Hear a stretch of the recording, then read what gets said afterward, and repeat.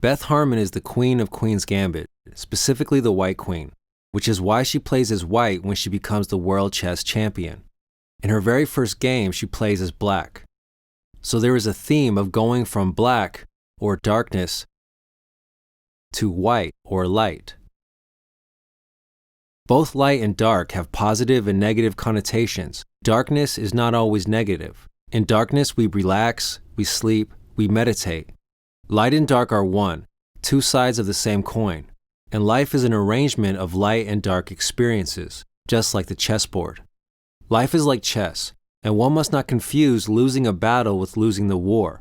To win is to find happiness, and Beth could only win when she achieved mastery of her own strengths and weaknesses, and her primary weakness was escape through drugs and alcohol as a result of her traumatic childhood, like many drug and alcohol addicts.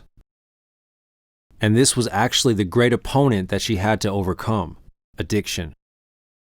We are our own worst enemy and must each overcome our own shadow.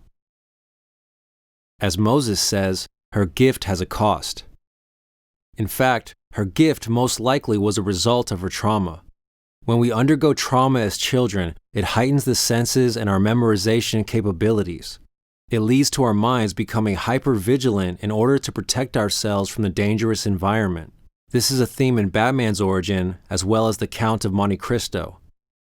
This is the darkness that she comes from, and because of her darkness, she discovers a great light within herself. To get to the light, one must go through the dark. One must bear the cross to wear the crown. She is the queen. Queen, meaning a powerful woman who is in control of her own destiny and is able to stand alone, and she has been raised by a series of other queens. Her birth mother taught her to depend on herself only. The orphanage is run by a powerful woman who bears the weight of her responsibility seriously. Her best friend Moses in the orphanage is another powerful queen. Cleo the model is an empowered queen who does as she pleases. Her adoptive mother has the life path of a queen, also very intelligent, but unable to bear the weight. They are all empowered in different ways, and perhaps Beth's is the greatest power of all: intelligence, or as Cleo says, talent.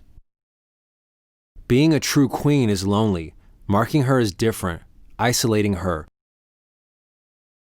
with many intimidated by her great powers of mind. Her mind works on a completely different level, a combination of amazing memory and great creativity. Both her right and left brain are extremely powerful. It is the reason that she is able to deeply see the games in her head. This is the way Stephen Hawking's mind worked. He enjoyed spacing out and doing complex visualizations of physics equations in his mind. He was sitting there with his head in his lap, like only Stephen can put his head in his lap, and Jane said to Stephen, "You look miserable, Stephen. Sit up straight. Some of your guests don't understand that you're sitting there thinking about physics and having a wonderful time. It looks like you're in pain. Sit up straight." This kind of visualization can also be seen in Sherlock with Benedict Cumberbatch. It is almost shamanistic, with the combined use of the tranquilizer to help her get into a trance state. As a queen, she has a few males that act as her king. They give her what she needs, whether it be advice or love, but none of them are truly her equal or can be on her same level. She is the one with the true power. Acting as the other masculine pieces of the chess game, the men in her life serve her until the end, being the other ingredient that was necessary for her to win the great game: teamwork. The main antagonist of the series is the Russian team, who are portrayed as deeply serious with powerful minds. The Americans represent the white side and the Russians are the black. When they go to Russia, the ambience is also quite dark. Russia is a very northern country and literally spends more time in darkness. Symbolically, the darkness seems to be connected with the shadow of its own government. The custodian acts as her first king and father figure. He treats the game with great honor and respect, and demands Beth do the same.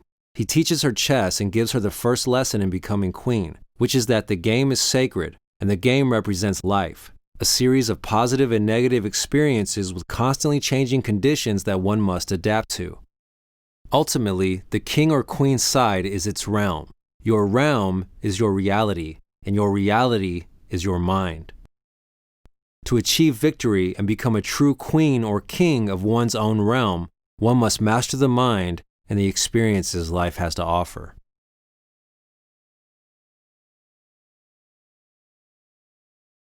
I hope you all enjoyed that. If you did like it, please like, comment, and subscribe.